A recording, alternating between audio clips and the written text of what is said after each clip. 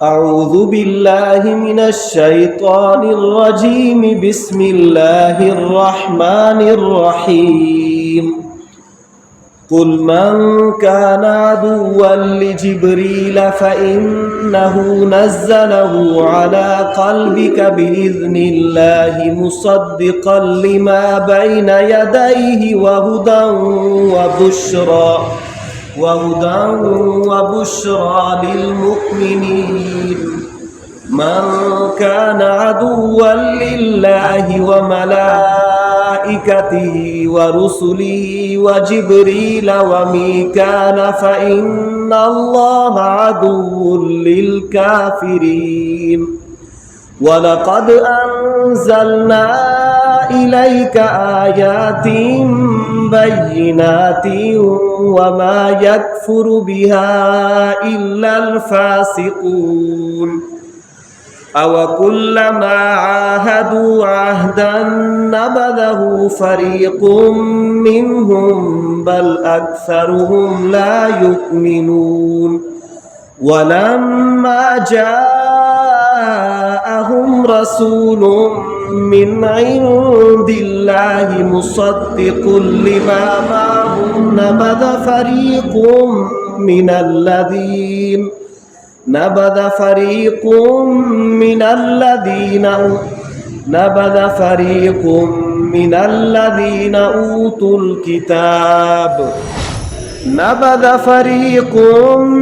الذين أوتوا الكتاب كتاب الله وراء ظهورهم كأنهم لا يعلمون. صدق الله العظيم. نحمده ونصلي على رسوله الكريم. اما بعد فاعوذ باللہ من الشیطان الرجیم. بسم اللہ الرحمن الرحیم. اللہ تبارک و تعالی نے ارشاد فرمایا قل من کان عدوا لجبریل فإنہ نزلہ علی قلبک بإذن اللہ. فرمایا پیارے حبیب صلی اللہ تعالی علیہ وآلہ وسلم آپ فرما دیجئے کہ جو شخص جبرائیل علیہ السلام کا دشمن ہے، بس حضرت جبرائیل علیہ السلام تو اللہ کے حکم سے پیارے حبیب آپ کے سینہ اقدس پر یہ کتاب نازل فرماتے ہیں. ایسی کتاب مصدقا لما بین یدیہ، جو ان کتابوں کی تصدیق کرتی ہے جو پہلے ان کے پاس ہے. وَہُدًى وَبُشْرَىٰ لِلْمُؤْمِنِينَ، اور مومنین کے لیے یہ ہدایت بھی ہے اور خوشخبری بھی ہے.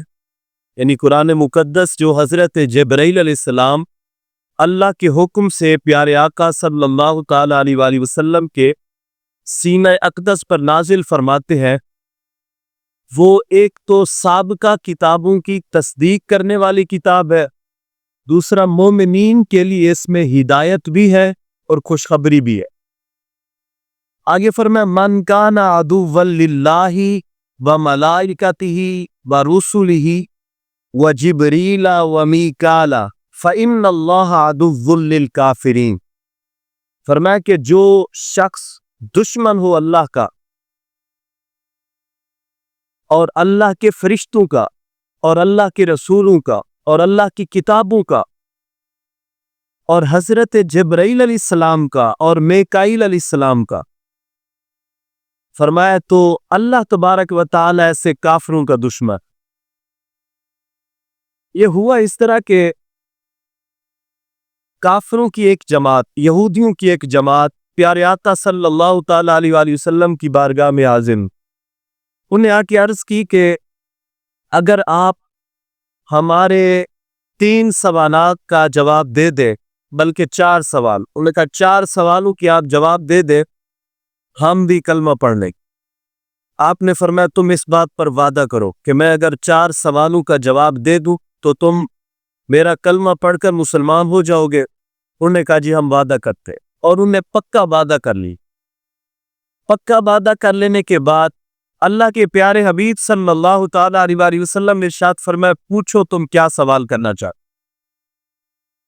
انہوں نے سب سے پہلا سوال کیا، کہنے لگے بتاؤ کہ حضرت याकूब अलैहिस्सलाम ने अपने ऊपर कौन सी चीज ऐसी हराम फरमाई थी जिसको बहुत ज्यादा पसंद फरमाते थे?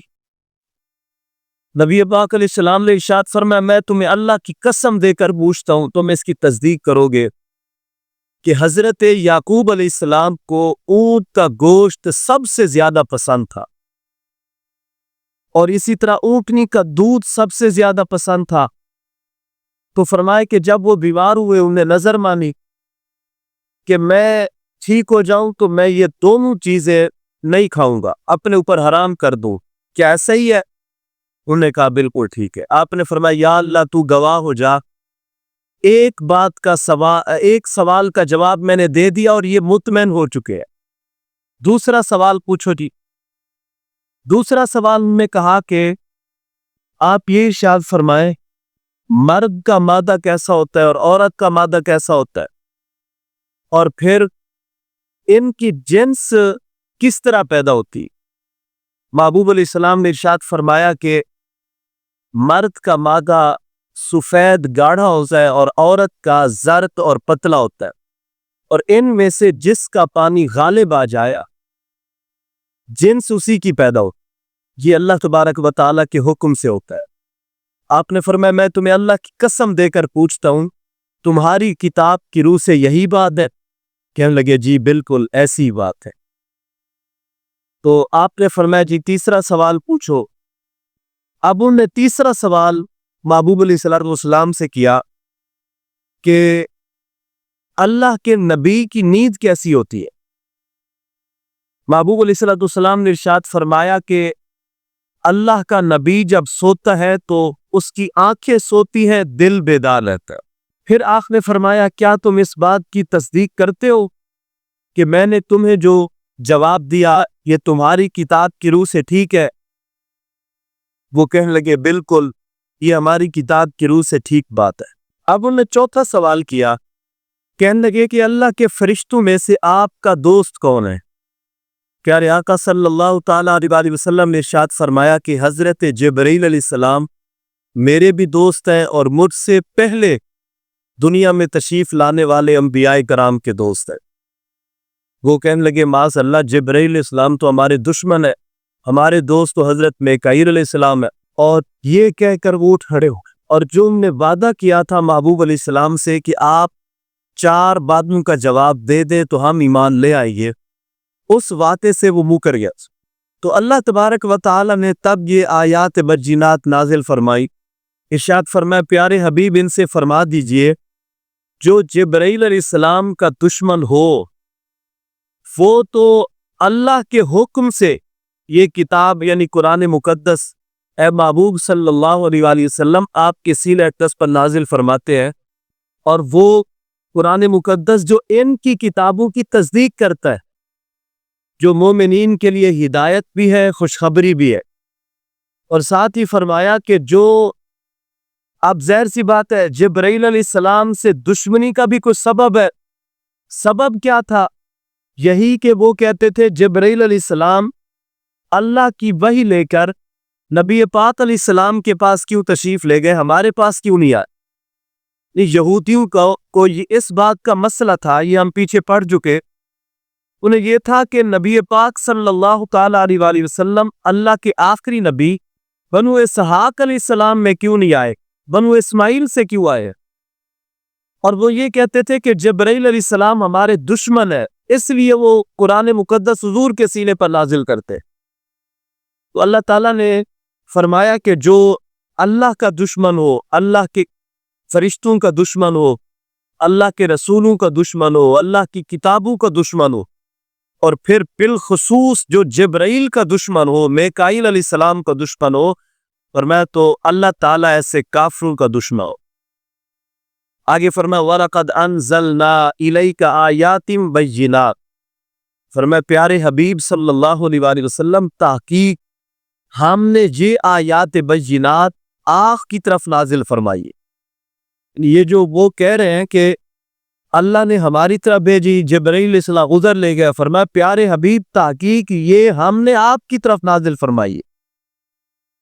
वमा यकफुरु बिहा इल्लल फासिकून, اور اس کا انکار صرف فاسق لوگ کرے گی، فاسق جو اعلانیہ نافرمان ہے۔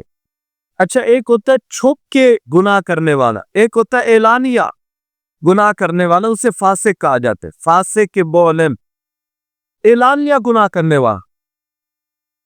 تو یہودی اس ایسے بدبخت تھے کہ سب کچھ ان کے پاس لکھا ہوا موجود ہے، تورات میں ہر چیز موجود ہے، اس کے باوجود وہ اپنی ہٹ دھرمی کی بنیاد پر وہ الزام تراشی بھی کر رہے، اللہ کی ذات پر بھی اور اللہ کے فرشتوں پر بھی الزام تراشی کر رہے، اور محبوب علیہ السلام کی پاک ذات پر بھی کر رہے۔ آگے ارشاد فرمائے اَوَكُلَّمَا عَاهَدُوا عَهْدًا نَبَذَهُ فَرِيقٌ مِّنْهُمْ بَلْ أَكْثَرُهُمْ لَا يُؤْمِنُونَ۔ فرمائے کیا یہ حقیقت نہیں ہے کہ جب بھی ان میں سے کسی گروہ نے کوئی معاہدہ کیا، پھر ان میں سے ایک گروہ نے اسے واپس کر دیا، اسے واپس پھینک دیا، یعنی وعدہ پورا نہیں کیا، بلکہ بل اکثرهم لا یؤمنون، بلکہ ان میں سے اکثر ایمان نہیں لاتے۔ یعنی یہ بدبختی ہے۔ اللہ تعالیٰ نے یہاں محبوب علیہ السلام کو تسلی دی، پیارے حبیب، ان نے جو آ کر آپ سے وعدہ کیا کہ آپ 4 سوالوں کے جواب دے دیں ہم مسلمان ہو جائیں گے، یہ کوئی پہلی مرتبہ نہیں ہے کہ انہوں نے وعدہ توڑا ہے۔ یہ بدبخت ہے ہی ایسے، ہمیشہ سے ایسے ہی چلے آ رہے ہیں۔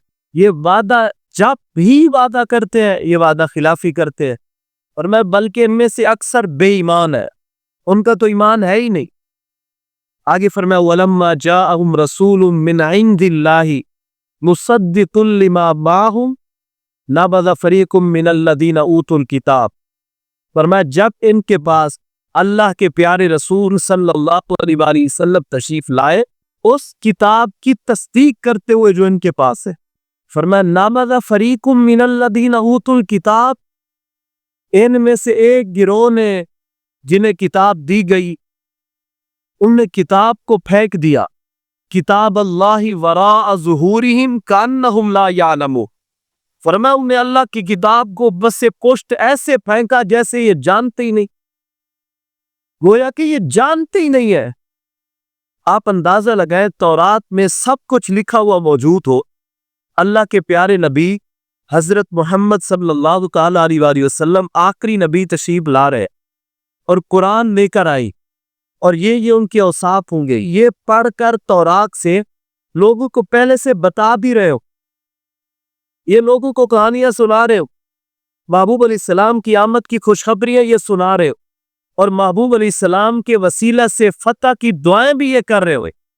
جب اللہ کے محبوب علیہ السلام تشریف لے آئے، یہ اپنی کتاب کو ایسے پھینک دے پس سے پشت، گویا یہ جانتے ہی نہیں، انکار کر دے سیدھا سیدھا۔ اچھا، میں یہاں پر ایک یہ بھی بات عرض کروں، یہ تو بات ہو رہی ہے نا اہل یہود کی، کافر جتنے بھی ہیں نا، جس نسل سے ہے، سارے کافروں کی یہی روش۔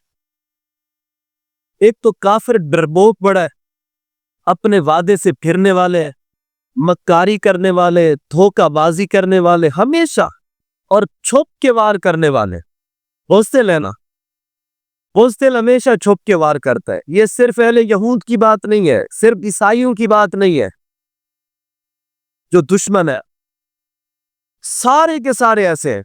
آپ ہندوؤں کو دیکھ لیں، مکار ہندو، کیسے کیسی ڈرامے بازیاں، مکاریاں، شب خون مارنا، راتوں کو معصوم لوگوں پر حملے کرنا، اللہ کے گھروں کو نشانہ بناؤ، عبادت گاہوں کو نشانہ بنانا، معصوم بچوں کو مارنا، اور پھر یہ کہنا کہ ہم نے چھوٹے چھوٹے قرآن پڑھنے والے طالب علموں کو مار کے یہ سمجھنا کہ ہم نے بڑے بڑے دشمن ہلاک کر دیے۔ ایسے مکار اور دھمکی ایسے لگانا کئی دنوں سے، لیکن زمانے نے دیکھا ہے صرف مسلمانوں کے 3 گھنٹے کا وار بھی برداشت نہیں کر سکے۔ قربان جائے، لاکھوں سلام ہو حضور قبلہ امیر المجاہدین علامہ سعد حسین رضوی صاحب رحمۃ اللہ علیہ کی نگاہ پر۔ آپ نے برسوں پہلے یہ فرما دیا کا، فرمایا مسلمان ایک بار کھڑے تو یہ کفر قدموں میں آ کے گرے گا، اور آپ نام لے کے فرماتے تھے کہ موتی قدموں میں گرے گا، ट्रम्प आकर गिरेगा, माफिया मांगेंगे। मुसलमान एक बार जुर्रत तो दिखाए। और ये हमने अपनी आंखों से देख लिया। हमने अपने बड़ों की कहानियां तो सुनी थी कि जब सुल्तान यूसुफ बिन तासफैन इस अंदाज से जुर्रत से निकला, हजरत हाफिज जहीरुद्दीन बाबर ने मरहट्टू और सिक्खों और हिंदू को इकट्ठे जो जवाब दिया था, 80 लाख फौज के मुकाबले में 10 लाख का लश्कर, 80,000 के मुकाबले में 10,000 का लश्कर लेकर जब सामने खड़े हुए तो अपनी फौज से फरमाने लगे कि आपका मुकाबला 8 गुना ज्यादा फौज से है। अब ज़ाहिर सी बात है, इतनी बड़ी फौज का मुकाबला करेंगे तो मरने वाली बात है। फरमाने लगे थोड़ी देर के लिए सोचो, हम सब मरने वाले हैं और अन करीब हमने मर जाना। ये जुमला सुनकर फौज का मोरल डाउन हुआ।